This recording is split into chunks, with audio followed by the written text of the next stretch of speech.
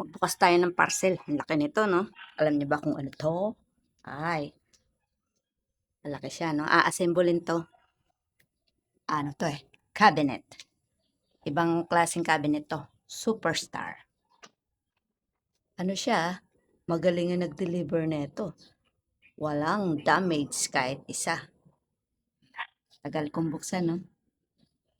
Pero iba yung nag-deliver nito. Hindi kamukha nung isa namin na whitey. O, ito yata hindi eh. Tingnan nyo.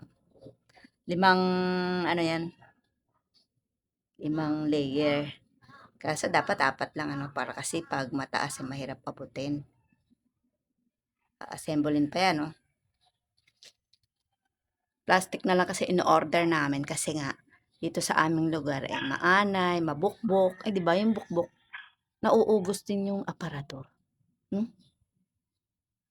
Kaya puro plastic na lang. Okay na yan, di pa anayin yan ano. O, ito niya, buo na. 5 layer. Kaya lang yung kombinasyon niya ng handle, dapat kulay brown para maganda. No? Hindi blue. Oh, walang damage yan kahit isa. Good job talaga yan, no? Yung pag-deliver at saka yung pag-packing nila, oh. Ang ano lang diyan, sobrang alikabok. Restock siguro yan, no? Diba? Oh, superstar. Order na kayo.